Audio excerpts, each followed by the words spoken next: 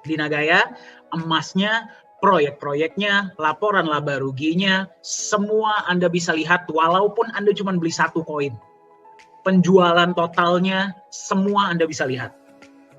Ya, jadi itulah yang membedakan Nagaya dari aset-aset digital.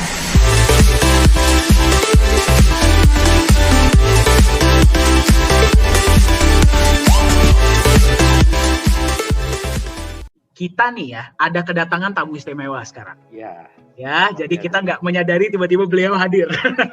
Ya, nah bagi Anda yang sudah hadir hari ini ya, kita kedatangan CEO Nagaya, yaitu Pak Yohanes Chandra. Ada bersama kita hari ini Pak Yohanes, boleh tolong melambaikan tangan? Oh beliau, ya oke. Saya akan pin dulu di depan. Oke. Nah, kita akan dengarkan langsung ya, mungkin beberapa kata-kata ya dan beberapa pesan-pesan motivasional dan informasi dari CEO Nagaya, Pak Yohanes Chandra. Silakan Pak. Ya, makasih banyak Pak Dani. Ya, selamat sore teman-teman semua nih dari seluruh Indonesia. Ya, makasih banyak buat Pak Yunias, Pak Beni, Pak Alfian ya, yang sudah mungkin sharing. Saya agak telat tadi masuknya. Jadi sudah sharing tentang bagaimana sih mereka selama ini menjalankan ya fungsi sebagai promotor Nagaya. Oke, jadi saya tadi sempat dengar ya Pak Yunias bilang kita ini bukan MLM, betul sekali. Kita ini bukan MLM, tetapi cara kita untuk memberikan referral program, ya itu secara bertingkat. Ya mungkin kalau Bapak Ibu tahu sebenarnya lebih dekat ke asuransi sistemnya. Karena kalau MLM, aduh bonusnya kecil banget. Ya ada yang bilang Pak bonusnya kecil banget, ya kan? Nah tapi yang harus diingat di sini adalah sering saya orang bilang gitu ya, Pak, kok di sini kita jadi promotor, ya kita mereferensikan teman-teman untuk beli Nagaya, beda dengan koin-koin lain yang bisa wow gitu ya. Wah, pokoknya kalau dengar kata-kata jadi promotor koin itu, wah pokoknya luar biasa deh. Bapak Ibu harus ingat ya, di Nagaya untuk setiap koin, setiap Nagaya yang Bapak Ibu beli, kami di perusahaan itu memiliki kewajiban. Kewajibannya apa? Ya, kami harus nantinya menyediakan backup emasnya, yang angkanya itu udah terlihat ya, itu udah wah cukup besar ya. Dan kita beruntung karena kita juga sampai detik ini belum bisa beli emas dan ternyata harga emas memang lagi turun. Ya, karena memang sudah kita prediksi ya, kenaikan harga emas kemarin selama pandemi itu di luar daripada kenormalan. Ya, di luar daripada kenormalan. Jadi untung juga ya kita dulu nggak cepet-cepet, nggak buru-buru beli emas. Ya, sehingga emasnya sekarang kalau mau disimpan bisa jauh lebih banyak. Nah, jadi kewajiban perusahaan di Nagaya ini jelas. Yang pertama, kami harus menyediakan emasnya sebagai backup. Yang kedua, kami harus menjalankan proyek. Ya, berbeda dengan, mohon maaf ya, kripto aset yang lain, cryptocurrency yang lain. Ya, mungkin kita nggak bisa dilihat secara jelas ya, proyeknya apa. Gitu. Terus kemudian, ya, kita juga bisa lihat kalaupun mereka menjalankan bisnisnya, tetapi Bapak Ibu sebagai orang yang membeli koinnya, itu tidak mendapatkan imbal apa-apa. Padahal ya, kalau kita mau bicara jujur, yang namanya perusahaan cryptocurrency, crypto aset, itu sebenarnya adalah crowdfunding. Ya, jadi kita secara ramai-ramai mengumpulkan dana untuk menjalankan sebuah bisnis. Ya, nah, tapi ya kalau di cryptocurrency lain ya Bapak Ibu cuma dikasih angka digital. Terus apa yang harus dilihat? Apa yang bisa dirasakan? Nanti tunggu harganya naik. Bisnis apapun yang mereka jalankan, sebesar apapun profit yang diterima oleh perusahaan, benefit yang Bapak Ibu dapatkan adalah tunggu harganya naik. Ya, jadi dan itu pun yang beli bukan perusahaan ya, yang beli adalah market. Nah di Nagaya kita nggak mau seperti itu. Yang namanya kita sama-sama memodalkan sebuah perusahaan, ya kalau bisnisnya oke, ya kita harus bagi hasil dong, betul nggak? Kita harus sama-sama merasakan. Nah selain itu, bagi hasil yang Bapak Ibu terima inilah yang akan menjadi daya tarik bagi market yang belum memiliki Nagaya. Ya, yang belum memiliki Nagaya, ya otomatis mereka juga pengen dong. Ingat ya Bapak Ibu ya, tadi yang Pak Yunias sudah bilang, berapapun proyek yang dijalankan oleh Nagaya, saat ini memang baru satu ya, tapi nantinya berapapun yang dijalankan, berapapun besar keuntungannya, itu hanya menjadi milik 50 juta Nagaya. Ya, jadi bukan berarti Nagaya tambah proyek nanti koinnya nambah lagi. Saya juga pengennya begitu, tapi nggak bisa. Ya, kenapa? Karena kita sudah menerapkan sistem blockchain. Ya, nah siapa yang memverifikasi kita? Itu ada namanya Akses, Asosiasi Cryptocurrency dan Industri Blockchain Singapura. Ya, jadi bukan website yang melegalisir, yang menyatakan, yang memeriksa bahwa Naga ini memang benar sebuah blockchain. Itu bukan website, tapi sebuah asosiasi, ya, yang diakui resmi oleh sebuah negara. Contohnya kalau di Indonesia, yang mengakui Anda adalah dokter, ya Ikatan Dokter Indonesia, itu dia. Ya, jadi bukan website. Ya, nah mungkin saya ingin berbagi sedikit ya, karena beberapa hari ini saya ada baca sebuah artikel yang cukup menarik. Ya, ini di Indonesia. Mungkin Pak Denny boleh tolong saya mau share screen, Pak. Oke, screen saya udah kelihatan? Udah kelihatan ya. Nah, ini dari CNBC ya. Nah, ini berita yang sangat menarik nih kemarin ya. Ini sebentar lagi Bitcoin bakal dikeroyok Bank Sentral Dunia. Oke. Nah, ada beberapa kata-kata yang di sini cukup menarik ya. Jadi kalau koran itu memang pengennya bicara selalu yang bagus-bagus. Ya, jadi wah, Bitcoin mencapai rekor tertinggi, Dogecoin mencapai rekor tertinggi. Ya. Semua kalau yang bagus, wow. Sampai kalau perlu sehari nulis berapa artikel gitu. Tapi kalau ada yang jelek, harganya jatuh, itu tulisannya pendek banget. Ya. Nah, cuma dikasih tahu, ya pernah mencapai tertinggi, sekarang jatuh. Udah, satu itu doang. Tapi begitu harganya naik, wow. Sehingga di market itu menimbulkan kesan bahwa, wah, cryptocurrency itu semua indah. Ya. Nah, jadi di sini ada dibilang ya, jadi memang kalau melihat dari popularitas dan kenaikan harga yang seperti ini, ya ini yang pernah saya sampaikan kekhawatiran, ya bahwa akan ada intervensi dari pemerintah, dari bank-bank sentral. Sering saya sampaikan ya, itu juga alasan kenapa Naga ini di-backup oleh emas dan juga kenapa kita menjalankan proyek-proyek real. Ya, jadi yang ditakutkan bukan apa-apa, ya. Pasar itu tidak teredukasi dengan benar tentang potensi keuntungan dan kerugian apabila Anda memegang aset kripto. Nah, yang kerugian ini yang tidak diedukasi dengan benar. Oke, sehingga apa yang terjadi? Ya, karena tidak semua negara itu ya meregulasi mata uang kripto, bahkan juga sejujurnya di Indonesia juga regulasi ini masih belum jelas ya, masih belum melindungi ya pemegang aset kripto. Ya, yang diatur itu hanya pedagang aset kripto. Ya. Nah, ini bisa dilihat ya. Jadi Bank Sentral Turki sudah mengeluarkan larangan penggunaan Bitcoin CS untuk membeli barang dan jasa. Ini mulai berlaku 30 April. Nah, ini alasannya apa? Karena menemukan resiko yang signifikan bagi pihak-pihak yang bertransaksi. Nah, artinya apa? Resikonya yang ditakutin. Ya. Nah, terus kemudian juga, nah kalau semua negara ini seperti ini ya, jadi lembaga keuangan itu nggak akan lagi bisa memfasilitasi platform yang menawarkan jual beli aset kripto, custody, transfer, hingga penerbitan cryptocurrency. Ya, nah kalau ini sampai terjadi, ya artinya apa? Itu exchanger tidak akan pernah bisa kerjasama dengan bank. Ya. Jadi Bapak Ibu kalau punya aset kripto lama-lama cuma beredar di dunia kripto aja. Jadi dari Bitcoin jadi USDT, jadi Ethereum jadi USDT, jadi apa jadi USDT, semua jadi USDT, nggak ada jadi US beneran. Ya, apalagi jadi rupiah. Nah, ini yang ditakutkan. Ya, makanya sudah banyak negara-negara yang mulai meregulasi. Nih, kita akan melihat serangkaian upaya yang dramatis untuk meregulasi mata uang kripto. Memang belum ada arah untuk melarang ya mata uang kripto. Yang dilarang hanya penggunaan bertransaksi, ya pembayaran. Tapi akan ada upaya yang dramatis untuk meregulasi mata uang kripto, dan ini juga yang sebenarnya Nagaya harapkan. Ya, sebenarnya sudah ada beberapa negara yang meregulasi. Contohnya Jepang, Singapura, Korea. Ya, itu mereka yang secara aktif bekerja sama juga. Makanya di 3 negara itu ada asosiasinya. Ya, nah, oke. Nah, ini kata-kata yang sangat penting. Ini kata-kata yang sangat bagus ya. Jadi ketua The Fed, ya Fed-nya Amerika Serikat, Jerome Powell, mengatakan Bitcoin CS itu merupakan kendaraan spekulasi.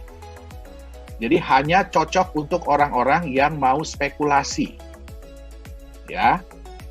Di Nagaya, kami selalu mengatakan bahwa Nagaya ini adalah aset masa depan. Ya, aset itu adalah sesuatu yang Bapak Ibu pegang, ya, untuk jangka yang panjang. Jadi itu yang kita harapkan di Nagaya. Ya. Jadi bukan aset yang Bapak Ibu pegang hari ini, pelototin harganya 24 jam nggak tidur-tidur, ya, tunggu harga naik atau turun. Kalau naik syukur, nggak naik nangis. Kalau turun nangis, kan gitu, deg-degan. Ya, kita tidak mau Nagaya itu seperti itu. Ya, kita juga nggak mau harga Nagaya itu seperti harga Bitcoin sekarang atau harga Doge, ya, yang kayak roller coaster. Nanti kita lihat. Ya, yang kayak roller coaster, kita nggak mau seperti itu. Memang harga itu akan naik turun, tetapi relatif naik terus. Itu yang kita harapkan. Naik turun ada sedikit-sedikit, tapi relatif harganya akan naik terus. Itu yang jadi target Nagaya. Oke? Nah, ini juga membandingkan dengan emas yang dikatakan nilai sementara mata uang kripto tidak. Ya, selama ribuan tahun itu manusia itu sudah memberikan nilai khusus kepada emas yang tidak dimiliki oleh mata uang kripto. Ya, kita juga akan ada bikin sesi ya. Ini kebetulan ada beberapa orang yang ingin mengundang Nagaya. Kita akan bikin semacam talk show ya, yang akan kita nanti masukin di YouTube juga, ya, membahas tentang apa iya sih, ya, apa iya sih mata uang kripto itu bisa disamakan sebagai emas digital. Ya, topiknya cukup menarik, makanya saya mau diwawancara nanti ya. Nah, ini juga ya. Nah, Bank Indonesia juga memberikan peringatan kepada masyarakat dalam menggunakan cryptocurrency. Ya, tidak bisa dijadikan alat pembayaran resmi ya. Jadi Bapak Ibu ingat ya, kalau ada mata uang kripto yang bilang bahwa kami nanti akan bisa dijadikan sebagai alat pembayaran di Indonesia. Ya, itu kalau saat ini sih seperti mimpi di siang bolong. Ya, karena udah jelas-jelas berpuluh-puluh kali dikatakan. Bahkan US dollar pun tidak bisa dijadikan alat pembayaran resmi di Indonesia. Ya. Nah, ini harus dilihat ya. Ini kata-katanya nih, ini sebenarnya menarik nih, ya. Sebagai otoritas sistem pembayaran, kita masih melarang penggunaan cryptocurrency sebagai pembayaran. Tapi untuk investasi bukan dengan kita. Jadi bukan tanggung jawab Bank Indonesia. Kita sudah mewanti-wanti resikonya karena tidak ada underlying asset. Ini kata-kata yang penting. Aset dasarnya apa? Ya, tidak ada nilai intrinsiknya. Oke. Nah, sekarang kalau kita lihat, kenapa sih dibilang ini sebagai sarana untuk apa tadi dibilangnya? Spekulasi, Pak. Spekulasi ya, ya. Nah, ini harga kita lihat ya, harga Bitcoin ya 7 hari ke belakang. Ya, Bapak Ibu bisa lihat ya, itu kalau naik turun, ini bisa lihat di chart ini ya. Ini chartnya dari 50.000 $50.000 sampai ke $60.000 sampai ke $65.000. Jadi dengan pergerakan yang sedikit ini aja tuh nilainya udah ribuan dolar loh. Ya, naik sedikit, turun sedikit. Nah, jujur saya pribadi ya, saya nggak suka konsep seperti ini. Trading ya, kalau saya nggak suka konsep trading. Kenapa? Karena buat saya kalau di trading itu, ada yang untung, pasti ada yang dirugikan. Nggak mungkin semua untung. Kalau kita bicara di seperti ini, kita bermain trading di forex lah, di kripto, itu ada yang untung, pasti ada yang rugi. Ya. Nah, di Nagaya, kenapa kita berharap harga kita relatif lebih stabil? Ya, kalau kita lihat di sini, kalau kita bicara ya, waktu harga naik nih, ini kalau saya buka di 1 bulan deh. Ya. Nah, kalau ada yang beli di sini, harga 51.489, ya, terus kemudian dia jual di sini 60.050, pasti ada orang yang beli di 60.050. Makanya transaksi itu terjadi. Nah, yang beli di 51.000, ya dia untung memang. Tapi begitu orang ini beli di 60.050, apa yang terjadi begitu harga turun jadi 57.000? Ini turunnya bukan main-main loh ini. Ya. Nah, kebanyakan orang, dan kita harus ingat ya, di cryptocurrency itu nggak semua orang trading. Nggak semua orang ngerti baca chart, nggak semua orang ngerti, ya, bisa menduga-duga. Rata-rata ya cuma ngikut aja, ibarat kata ikut aja naik kereta. Ya, pas keretanya lagi, nanjak, iya bakalan naik nih, iya semua pada beli. Nggak taunya beli udah di sini, 60.000. Nah, ya, bagaimana kalau dia jual di 57.000? Ya berarti dia rugi. Ya, apalagi belinya udah di sini, 64.000. Oke, ini kalau dilihat ya, ini 64.000 jadi 53.000, ini cuma dalam hitungan 4 hari loh. Cuma dalam hitungan 4 hari. Ini kalau kita lihat yang 7 hari, dari 64.000, nih jadi 54.000, ya 4 hari. Ya. Nah, sekarang kita lihat, ini yang lagi ini nih rame nih. Nah, ini harga di 5.769. Ya, ini deh dari sini 5.513 turun jadi 3.500. Siapa yang nggak stres? Saya tanya. Ya, makanya ini dibilang kendaraan spekulasi. Kenapa? Kita nggak pernah tahu turunnya sampai mana, naiknya sampai mana. Nah, sekarang kita bandingkan dengan barang yang punya nilai dasar intrinsik. Ini contoh Bapak Ibu bisa lihat ya, Facebook. Ini chart 5 hari. Ini range-nya 312 sampai 303. 313 sampai 303. Ya. Kalau kita lihat lagi yang lebih stabil.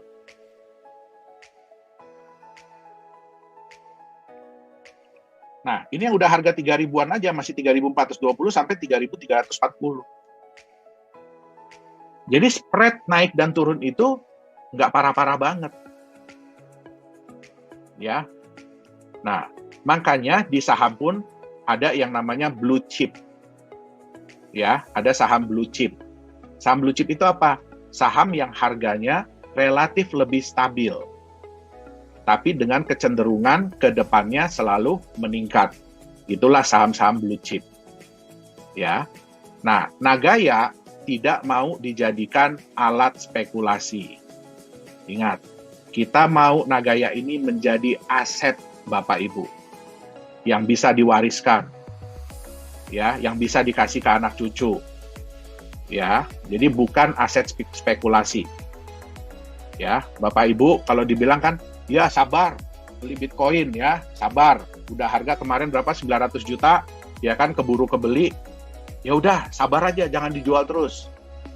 Ada yang tahu kapan Bitcoin bisa lagi menyentuh harga 900 juta, bahkan jadi 1 miliar? Nggak ada yang tahu. Ya. Nah, kalau di saham blue chip, kita masih bisa tahu. Ya, kita lihat berita, dia nambah aset, dia nambah bisnis, dia nambah ini, keuntungannya sekian, dividen kemarin-kemarin sekian. Nah, itu dia. Ya, tapi untuk cryptocurrency, ya mohon maaf. Sebagian besar mata uang kripto itu masih merupakan kendaraan spekulasi. Ya, jadi silahkan kalau Bapak Ibu yang senang untuk spekulasi, ya monggo. Ya.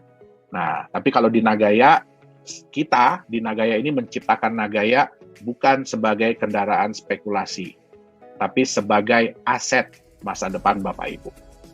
Itu dia. Ya, mungkin itu yang bisa saya sampaikan ya untuk training hari ini. Sebelumnya saya mohon maaf kalau ada salah-salah kata. Ya, jadi saya kembalikan lagi ke Pak Dhani. Silakan, Pak. Iya, terima kasih banyak Pak Yohanes ya. Banda yang pertama kali hadir, Pak Yohanes adalah CEO dari Nagaya Technologies. Jarang-jarang bisa hadir ya. Jadi Anda yang hadir hari ini sangat beruntung ya bisa langsung bertemu dengan beliau. Nah, tadi saya simpulkan ya bahwa mayoritas dari cryptocurrency ini sayangnya, unfortunately itu masih dijadikan sebagai alat spekulasi. Ya, jadi nggak ada yang kita mengetahui spekulasi itu dari mana. Biasanya kita tuh ada yang namanya technical dan fundamental analysis. Di cryptocurrency kita tidak bisa melakukan fundamental analysis sama sekali, ya karena kita nggak paham bisnisnya seperti apa, laporan keuangannya bagaimana, tidak ada yang bisa dipelajari. Itulah kenapa naik turunnya seperti tadi Pak Yohanes bilang, kita nggak tahu kapan akan naik, kapan akan turun. Ya kalau sentimen lagi positif dia naik, sentimen lagi negatif dia turun. Ya, itulah perbedaannya dengan Nagaya. Di Nagaya emasnya, proyek-proyeknya, laporan laba ruginya, semua Anda bisa lihat walaupun Anda cuma beli 1 koin. Penjualan totalnya semua Anda bisa lihat. Ya, jadi itulah yang membedakan Nagaya dari aset-aset digital lain.